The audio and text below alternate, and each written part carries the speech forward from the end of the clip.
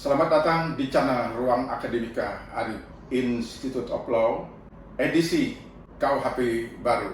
Tema kita kali ini adalah mengenai asas legalitas dalam KUHP dan dalam KUHP baru. Jadi terkait dengan asas legalitas ini sudah diatur dalam pasal 11 ayat 2 mengenai pernyataan sedunia tentang hak asasi manusia. Dikatakan tidak seorang pun boleh dipersalahkan melakukan tindak pidana karena perbuatan atau kelalaian yang tidak merupakan suatu tindak pidana menurut Undang-Undang Nasional. Nah, jadi di sini para sahabat akademika, pasal 1 ayat 1 KUHP itu sudah menentukan tiada suatu perbuatan boleh dihukum melainkan atas kekuatan ketentuan pidana dalam undang-undang yang ada terlebih dahulu daripada perbuatan itu sendiri. Nah, lalu kalau kita jelaskan mengenai pasal 1 ayat 1 ini, ketentuan tersebut dinyatakan sebagai perundang-undangan hukum pidana modern yang menuntut bahwa ketentuan pidana harus ditetapkan terlebih dahulu dalam undang-undang, sehingga larangan-larangan menurut hukum adat tidak berlaku untuk menghukum seseorang. Nah, jadi di sini nanti kita bandingkan dengan KUHP baru para sahabat akademika, khususnya mengenai ini yang terakhir tadi, hukum adat tidak berlaku untuk menghukum orang. Nah, ini yang diatur dalam pasal 1 ayat 1 KUHP.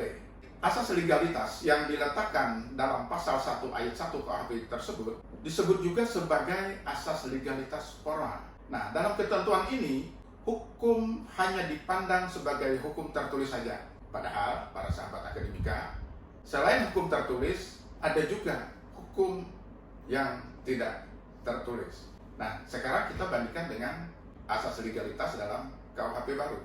Jadi KUHP baru ini adalah Undang-Undang Nomor 1 Tahun 2023. Nah, dalam pasal 1 ayat 1 disebutkan, tidak ada suatu perbuatan pun yang dapat dikenai sanksi pidana dan atau tindakan kecuali atas kekuatan peraturan pidana dalam peraturan perundang-undangan yang telah ada sebelum perbuatan dilakukan. Nah, dalam KUHP baru, selain mengatur asas legalitas formal, juga mengatur asas legalitas material, sebagaimana yang diatur dalam pasal 2 berikut ini. Nah, disebutkan para sahabat akademika, nah, dalam pasal 2 KUHP baru, ayat 1 disebutkan, ketentuan sebagaimana dimaksud pada pasal 1 ayat 1 tidak mengurangi berlakunya hukum yang hidup dalam masyarakat, yang menentukan bahwa seseorang patut dipidana walaupun perbuatan tersebut tidak diatur dalam undang-undang. Nah, ayat 2, hukum yang hidup dalam masyarakat sebagaimana dimaksud pada ayat 1 berlaku dalam tempat hukum itu hidup dan sepanjang tidak diatur dalam undang-undang ini dan sesuai dengan nilai-nilai yang terkandung dalam Pancasila, Undang-Undang Dasar Negara Republik Indonesia tahun 1945, hak asasi manusia, dan asas hukum umum yang diakui masyarakat bangsa-bangsa. Nah, lalu pasal 2 KUHP baru ayat 3 dinyatakan ketentuan mengenai tata cara atau kriteria tentang penetapan hukum yang hidup dalam masyarakat diatur dengan peraturan pemerintah. Nah, jadi di sini para sahabat akademika perbedaan dengan KUHP yang sedang berlaku saat ini, ya, KUHP turunan dari Belanda tersebut. Karena yang diatur dalam pasal 1 ayat 1 KUHP yang sedang berlaku saat ini tersebut, itu yang disebut dengan asas legalitas formal. Jadi karena tidak mengakui atau tidak memperhatikan hukum adat tadi sudah disebutkan. Jadi hanya apa yang tertulis saja. Nah, sementara di dalam Undang-Undang Nomor 1 Tahun 2023 mengakui hukum yang hidup dalam masyarakat. Nah, lalu apa yang dimaksud dengan hukum yang hidup dalam masyarakat adalah hukum adat yang menentukan bahwa seseorang yang melakukan perbuatan tertentu patut dipidana. Nah, hukum yang hidup dalam masyarakat dalam pasal ini berkaitan dengan hukum tidak tertulis yang masih berlaku dan berkembang dalam kehidupan masyarakat di Indonesia. Nah, jadi untuk memperkuat keberlakuan hukum yang hidup dalam masyarakat tersebut, peraturan daerah mengatur mengenai tindak pidana adat tersebut. Nah, akan tetapi nanti ini akan disiapkan peraturan pemerintah, ya, sehingga peraturan daerah yang dibuat itu nantinya akan mengacu kepada peraturan pemerintah, ya. Nah, lalu berikutnya, dalam ketentuan berlakunya dalam penjelasan pasal 2 ayat 2, dalam ketentuan ini yang dimaksud dengan berlaku dalam tempat hukum itu hidup adalah berlaku bagi setiap orang yang melakukan tindak pidana adat di daerah tersebut, para sahabat akademika.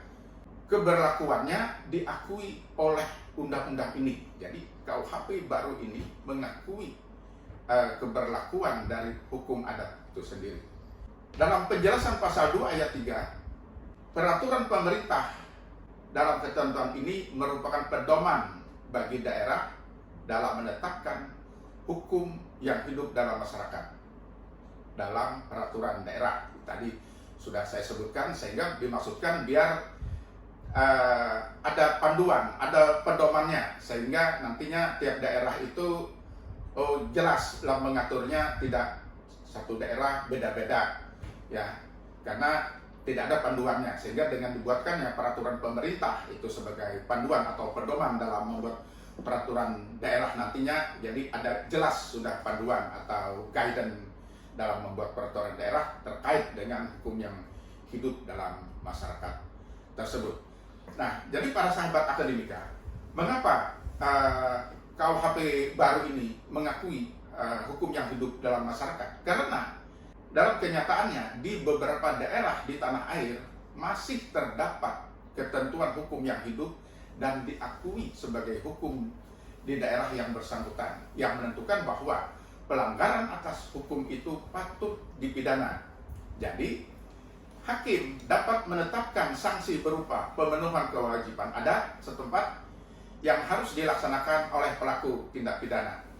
Hal tersebut, para sahabat akademika, mengandung arti bahwa standar nilai dan norma yang hidup dalam masyarakat setempat masih tetap dilindungi agar memenuhi rasa keadilan yang hidup di dalam masyarakat tertentu. Nah, jadi para sahabat akademika, sanksinya adalah apa? Berupa pemenuhan kewajiban adat yang dianggap sebanding dengan pidana denda kategori 2. Jadi kategori 2 itu 10 juta rupiah. Dan dapat dikenakan pidana pengganti berupa ganti rugi jika kewajiban adat setempat itu tidak dijalankan. Jadi maksud mengatur hukum adat dalam KUHP baru dengan ketentuan mengenai hukum yang hidup, yang menentukan hukum yang hidup di masyarakat sebagai dasar pemidanaan, pertimbangan pemidanaan, dan sebagai sanksi pidana. Dengan demikian, KUHP baru ini mendalilkan bahwa maksud pengaturan ini sebagai misi dekolonisasi dan semangat melawan asas legalitas warisan kolonial Belanda. Dari pengaturan mengenai hukum yang hidup ini muncul istilah asas legalitas material sebagai lawan dari asas legalitas formil yang dianut dalam KUHP yang berlaku saat ini.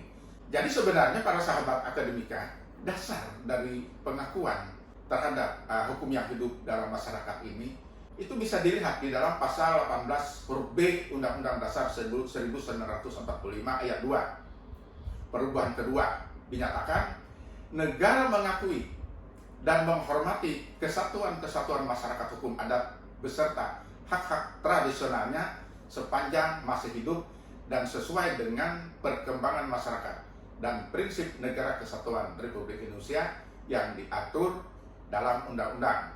Selain itu, di dalam Undang-Undang Nomor 48 Tahun 2009 tentang Kekuasaan Kehakiman, Pasal 5 ayat 1 menentukan hakim dan hakim konstitusi wajib menggali, mengikuti, dan memahami nilai-nilai hukum dan rasa keadilan yang hidup dalam masyarakat. Nah, jadi sudah ada para sahabat akademika dasar hukumnya untuk sehingga diakui juga di dalam Undang-Undang Nomor 1 Tahun 2023. Jadi sebetulnya eksistensi dari hukum adat tersebut adalah merupakan implementasi misi partikularisasi. Jadi berbeda dengan konsep negara lain yang didominasi oleh asas legalitas yang kaku, jadi formal. Di samping itu, eksistensi hukum pidana adat itu adalah apa? Untuk mencerminkan heterogenitas bangsa Indonesia, karena bangsa kita ini sangat heterogen, para sahabat akademika. Nah, lalu terkait dengan hukum yang hidup dalam masyarakat ini, nah ini kita dapat mengacu pada pandangan Werner-Schimanski, jadi dalam bukunya Comparative Law in a Global Context. Jadi Schimanski menyatakan upaya penyeragaman, aturan, dan penyesuaian kebijakan yang dipasarkan itu merupakan suatu visi yang dibuat oleh para elit global. Nah, menurut Schimanski akan tidak real bila kita berharap bahwa seluruh dunia akan mengikuti satu sistem peraturan, satu bahasa, dan satu kultur atau satu hukum. Nah, jadi apa yang dikemukakan oleh Schimanski ini merupakan kritik atas perkembangan globalisasi saat ini. Jadi, apa yang dikatakan oleh Schimanski ini mencerminkan bahwasanya suatu negara tentu tidak bisa hanya mengikuti satu visi yang tadi disampaikan oleh Schimanski, mengikuti visi-visi atau kehendak dari rezim globalisasi ini.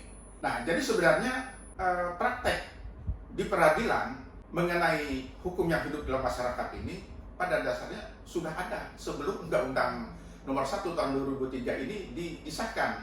Beberapa putusan pengadilan yang mengakui pidana adat dapat dicontohkan sebagai berikut. 1. Putusan nomor 427/PIT /2008/PT-MKS tahun 2009, yaitu dalam perkara zina. Dalam hal ini, hakim tidak semata-mata merujuk pada rumusan pasal 284 KUHP. Pengadilan Tinggi Makassar pernah menghukum seseorang karena bersalah melakukan tindak pidana adat, yaitu persetubuhan di luar perkawinan oleh orang yang sama-sama dewasa. Hakim memutus demikian karena perbuatan itu tidak ada bandingannya dalam KUHP. Karena itu, hakim mencari ke hukum adat. Hal ini sesuai dengan rumusan pasal 2 ayat 2 KUHP baru. Nah, putusan berikutnya adalah putusan Pengadilan Negeri Palu pada tahun 2010. Hakim memutus perkara pelanggaran pasal 284 KUHP. Nah, majelis lalu mempertimbangkan bahwa pengertian zina tidak semata-mata yang ada dalam rumusan KUHP, tetapi juga makna menurut hukum adat. Nah, pertimbangan hakim merujuk pada jurisprudensi Mahkamah Agung nomor 93/KR/1975 yang pada intinya menyebutkan delik adat zina adalah perbuatan terlarang, lepas dari apakah perbuatan itu dilakukan di tempat umum atau tidak, lepas dari apakah salah satu pihak sudah menikah atau belum. Hal ini sesuai dengan syarat pasal 284 KUHP. Para sahabat akademika, berikutnya adalah putusan Mahkamah Agung nomor 984/1996 tanggal 30 Januari 1996. Menurut Profesor Nyoman Serikat, hal itu merupakan salah satu putusan yang menghargai pidana adat.